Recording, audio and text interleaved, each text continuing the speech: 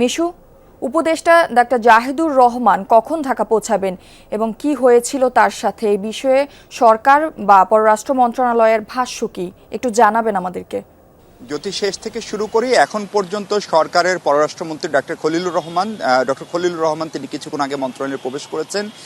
তিনি এই বিষয়ে কোনো কথা এখনো বলেননি। পররাষ্ট্র প্রতিমন্ত্রী শামা ওবায়েদ, যিনি 9:30টার দিকে মন্ত্রণালয়ে আসেন, তার সঙ্গে আমার সহকর্মী রাব্বি সিদ্দিকী ছিলেন, তিনিও কথা বলার চেষ্টা করেছেন। আনুষ্ঠানিকভাবে কোনো কথা বলতে রাজি হননি।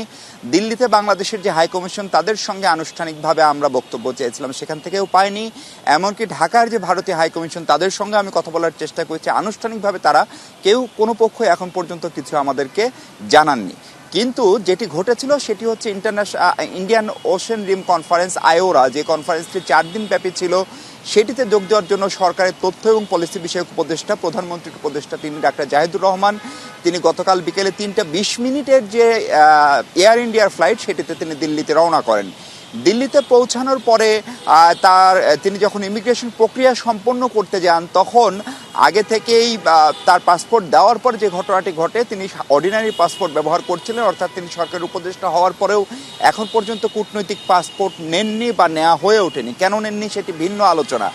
ফলে তখন তারা সেই পাসপোর্টটি দেখার পরে দিল্লির ইমিগ্রেশন সূত্র থেকে আমরা যেমনটা জানতে পারছি যে তারা দেখায় যে এই পাসপোর্টটি নিয়ে দিল্লির অর্থাৎ ইন্ডিয়ান সরকারের প্রশাসনিক কিছু আপত্তি রয়েছে।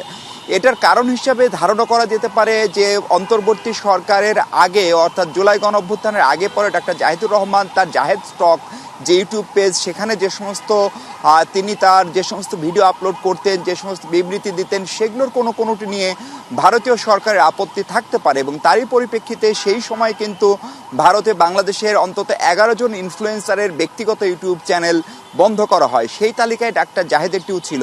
ফলে সেটি এখনও সেই তালিকা থেকে উইথড্র হয়েছে কিনা সেটা আমাদের জানা নেই।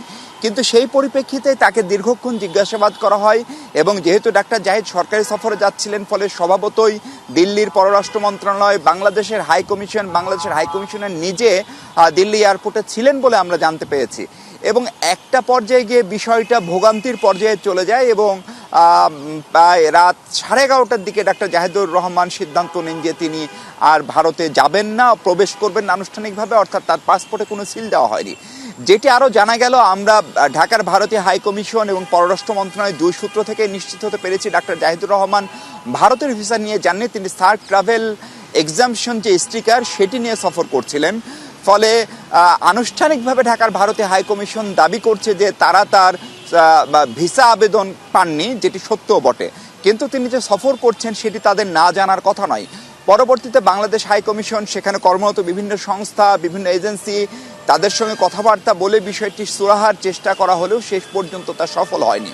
ফলে বাংলাদেশ হাই কমিশনের পক্ষ থেকে তৎক্ষণাৎ উপদেষ্টা ডাক্তার জাহিদ কিভাবে ঢাকায় ফিরবেন সেটি একটি বড় মাথা ব্যথার কারণ হয়। এবং যেহেতু ঢাকা দিল্লি ফ্লাইটের সংখ্যা কম এবং তারপরে আর সরাসরি কোনো ফ্লাইট ছিল না, এমনকি কলকাতা হয়ে ইন্ডিগোর একটি ফ্লাইট ছিল, সেটির টিকিট প্রথমে কাটা হয় এবং এরপরে একটা করে অন্তত 4টি টিকিট মালয়েশিয়া হয়ে অর্থাৎ কুয়ালালামপুর হয়ে এরকম টিকিটও কনফার্ম করে বাংলাদেশের দূতাবাস তথা হাই কমিশন দিল্লিতে।